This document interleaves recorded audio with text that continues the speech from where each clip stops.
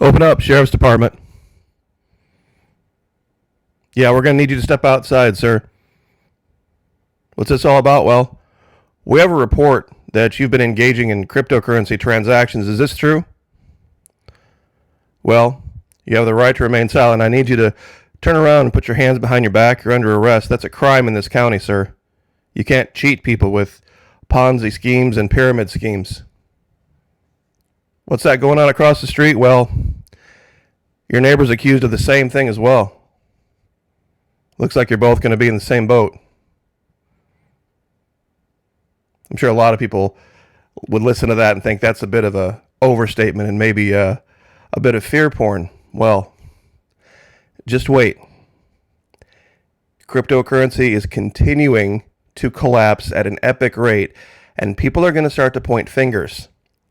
And people are going to start to want accountability for the losses. And it's already started. Crypto investor sues Elon Musk for $258 billion. That's right, you heard that number correctly. $250 billion over Dogecoin pyramid scheme. 17 June 2022. A cryptocurrency investor has sued Elon Musk for $258 billion, saying the Tesla co-founder ran a pyramid scheme via Dogecoin. The lawsuit filed by plaintiff Keith Johnson in New York has accused Musk and his companies Tesla and SpaceX of running a pyramid scheme to inflate the price of the cryptocurrency. The lawsuit added that defendants falsely and deceptively claim that Dogecoin is a legitimate investment when it has no value at all. According to the lawsuit, since defendant Musk and his corporations, SpaceX and Tesla Incorporated, began purchasing, developing, investing, promoting, supporting, and operating Dogecoin in 2019, plaintiff and the class have lost approximately $86 billion in what is called a crypto pyramid, a crypto pyramid scheme. The lawsuit also details Musk's tweets and videos on Dogecoin over the years. The lawsuit highlights how Musk referred to himself as the Doge Father while promoting his appearances on NBC's Saturday Night Live in April of 2021. Johnson, who is referred to in the lawsuit as an American citizen who was defrauded out of money by defendants' Dogecoin crypto pyramid scheme, is suing for $86 billion in damages, representing the drop in the cryptocurrency's value, and asking to triple those losses with an additional $172 billion. And here's the key. He also wants Musk and his companies ordered to stop promoting Dogecoin and that Dogecoin trading be declared gambling under U.S. and New York law. You see, this is the part that's going to terrify the markets, the cryptocurrency markets, because the lawsuit isn't in criminal court. They haven't gone there yet. The lawsuit's in civil court, where only preponderance of evidence matters. They're not going to have some beyond reasonable doubt criminal standard yet. But once they get the civil judgment, it's over. See, that's the big deal, the big difference. They're not charging him with a crime yet. But once the civil suits go forward and the civil suits start winning, people are going to start to get locked up. A lot of people don't know the difference between a Ponzi and a pyramid scheme. This was the whole Bernie Madoff thing. That's why they arrested him. And they did charge him, Bernie Madoff, in criminal court. See, Ponzi schemes really just involve you give me a certain amount of money, like say $5. And if you don't ever ask for your $5 back, every month you can come to me and I'll give you $1. At the end of a year, you'll have earned $17. Well, you'll have earned $12 plus the $5 investment already, so you will have made 200% profit. That's basically the idea of a Ponzi scheme. Now, where does that person get the dollar? Well, he goes and gets a whole bunch more people to give him $5. This is the buy the dip version of a Ponzi scheme. That's what buying the dip is. They go get more people to dump a whole bunch more money in. Pyramid schemes usually involve everyone being involved in it. You have a guy at the top, and then he has people that work for him, then they get other people to work for them, and they all make a bunch of little pyramids. and everybody gets a slice on the way up to the top. And the guy at the top does nothing. All these people do a ton of work, and he gets a slice of everything for doing nothing. That's a pyramid scheme.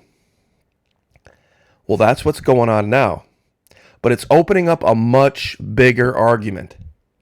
A much, much bigger argument that I've tried to allude to in other videos. See, this is the idea. You throw the money in, it goes up, and then it goes down again. You throw more fiat currency in, it goes up, it goes down, more fiat. See, this is exactly the definition of a Ponzi/pyramid scheme. And I saw this meme. They created it for the buy the dip thing, and I thought it was very, very appropriate. Now, a lot of guys are looking at this and snickering, and some ladies are probably scratching their heads. You see, this is the quintessential casting couch picture, where the young lady goes in, the respectable, normal young girl, and she's going to be involved in certain movies and pictures and images that she probably doesn't want most of her friends knowing she's involved in, to get money. But wait a minute. Isn't that capitalism? Isn't that unfettered, unbridled capitalism, the great savior of all things and the direct antithesis of socialism, which is evil? You see, morality and capitalism can't exist in the same universe. And I can prove this. Now, I've used this before. This is the little town I live in, Palm Coast, Florida. And as you can see, this is a very normal suburban neighborhood. A lot of trees, water. But when you look at this, you notice something. You see houses and you see roads, but you don't see businesses. Well, of course, McKee, they're up to the north. Look up there. There's a business district up there. That's right. There's a business district. Why isn't business allowed down here? Wouldn't it save everybody a bunch of gas if there were businesses everywhere all throughout the neighborhoods? Well, we know why that's a problem, isn't it? We know why that's a problem. Because when you do that, it degrades the quality of life. Socialism confirmed. And besides, there are certain types of businesses you may not want your kids looking at or around. And you can make sure that you take control of their lives and keep them protected from it. You see, this is something that I've talked about for a long time regarding Venezuela that people don't get. We're already the beneficiaries of a great deal of Christian moral socialism that was integrated into our society so long ago, it's almost invisible. And people don't see it, but it doesn't exist in other places. Now, I'd like to give you another example of this because it's indicative of what's coming down the road. Everybody is worried about the cost of everything, the price of everything, the coming recession. So, wouldn't it make sense that anything and everything you could do to promote capitalism, to promote economic activity, anything and everything that you could do would help defray. It would help offset the coming recession, offset the coming pain. Anything you could do to make that economic engine more powerful. See, I was at the Sam's Club down in Daytona yesterday. I took this picture and I was looking at things, and boy, I mean, the floors are clean and you've got, help. Folding clothes, and everything's nice and well lit and air conditioned. You see, things aren't like this in other parts of the world. And this isn't the result of unbridled, unfettered capitalism. This is the result of socialism.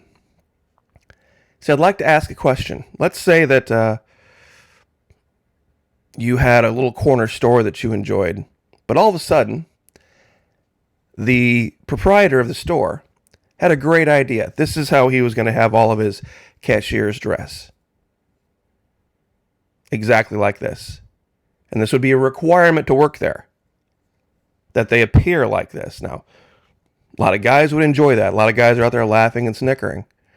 But I don't think a lot of women would appreciate this, that this would be the case. that the proprietor of the local grocery store would be using certain innuendos to drive business. What if you went down to the local restaurant and this was how your waitress took you to the table? Just your normal, everyday, sit-down restaurant. And this is how your waitress looked. Once again, guys laugh and snicker, but women wouldn't appreciate it. What if you were at the local Costco and over by the big screen TVs, there was a giant stripper pole, a whole bunch of guys throwing dollars at the local Costco? You can't do that, can you? Right, you see, there's rules, but wait a minute. Wouldn't that drive business? Wouldn't that get the economic engine going? And here's the real key. Here's the real key. You ready for this? Who are you to judge how anyone makes money? Who are you to judge how anyone makes money, especially in an economic downturn, the Bidenflation and all this, and people are just struggling? Who are you to judge? Who are you to judge? That's awfully socialist of you to be able to tell people what they can and can't do. See, the well-being and good of society as a whole outweighs anybody's individual ability to make money. See, that's how we jump all the way back here. You see, they would be saying, you know what, we have laws against this idea of swindling people with Ponzi and pyramid schemes. You know, what happened to caveat emptor? What happened to the buyer beware? In capitalism, you know, that's how it works. But we don't allow that, do we? We have standards of behavior and morals in society as regards business. And we even lay out where we live based on those morals. We have business districts. You can't go down to the local Costco, run up a credit card, $5,000-$6,000 worth of stuff, and then come back to your local garage here, and then start running a business out of your local garage, and then take advantage of the discounts that you get as being a member of a Sam's Club or a Costco, and then charge your neighbors. But people would say, wait a minute, that'd be great. I could save a whole bunch of money on gas. I can just walk down to Bob's, and Bob's got everything I need down there in his garage, and all of a sudden you'd have a little business running there, and who knows, maybe Bob gets his own waitresses and stripper poles and all this kind of stuff. And you see, you can't do that. But in pirate world, you can.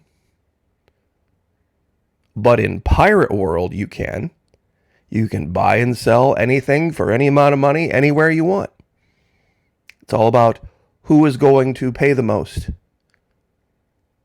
And what for? The big three things that have always sold: weapons, drugs, alcohol, and trafficking. And we'll just use that term, trafficking.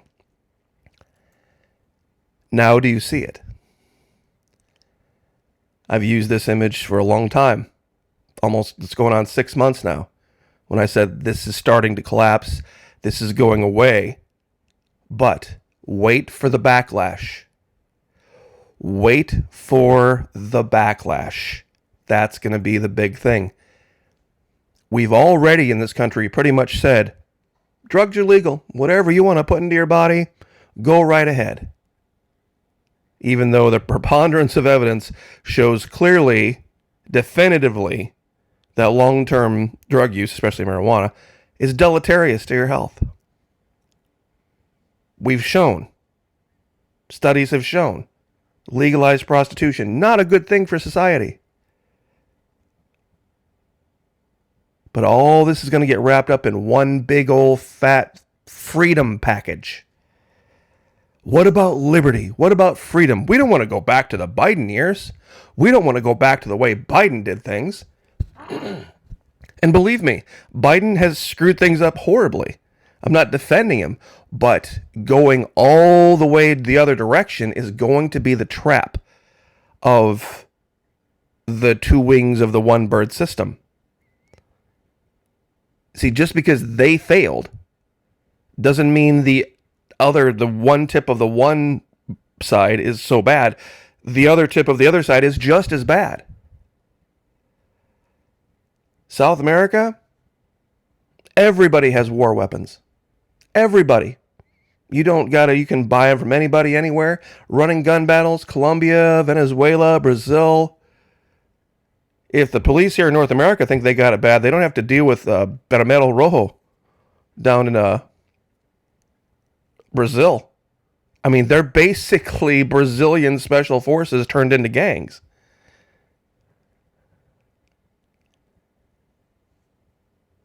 And as far as cryptocurrency goes, it's going to be an interesting argument to see how they hash this out when it collapses and they start going after people and they start trying to hold people accountable for pushing Ponzi and pyramid schemes, and people start losing houses and bank accounts start getting seized. That's going to be one of those things that's going to be hard to predict. It's probably not going to be all one or the other, but it is an interesting thought exercise. Would I, in the name of capitalism and in the name of a restored economy, allow prostitution to be legalized in my neighborhood? Would you allow that? I really like the ladies to respond to this. I really would.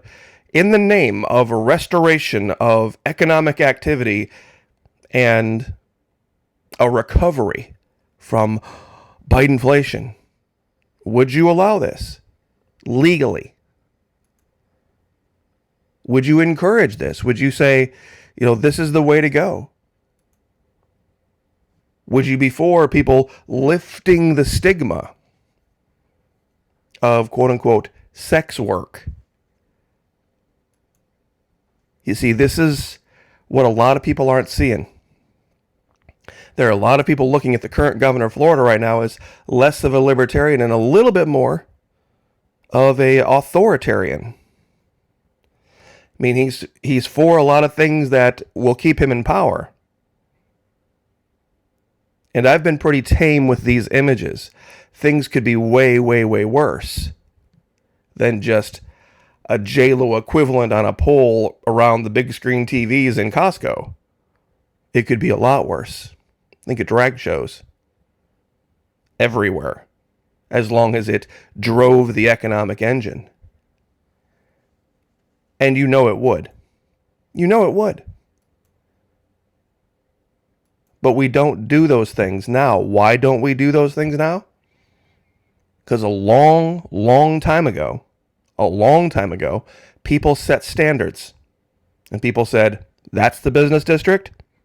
This is residential. There's schools here. You can't do this, and this around schools. And even in the business district, if you want to do these other things, you've got to go to way over this other section of the business district, and you can't have windows. A lot of people drove those types of businesses out a long time ago. Why? Because it led to drug abuse. This is the crazy part about this. One of the reasons many places don't have adult entertainment bars is because they said it brought in the wrong element and it caused drug addiction. Well, guess what? The drugs are legal now. The drugs are legal. See, they're complaining about fentanyl now. Wait till they legalize it. There were people that were just as upset about marijuana. Just as upset about marijuana 30, 40, 50 years ago. Even longer, saying we got to keep this out of society.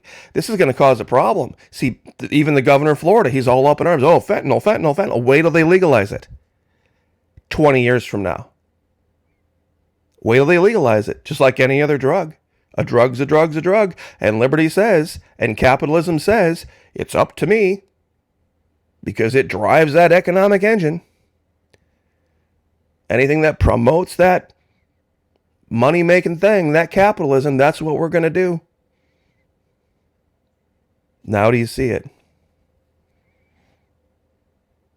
I'm sure if I had told people 10 years before the 2020 sniffles that it was going to be a common cold that brought down North America, they would have laughed me off of any platform I was on then. But look at what happened. Look at what happened. I'll leave it there. God bless. Like, share, subscribe. We'll see you guys next time.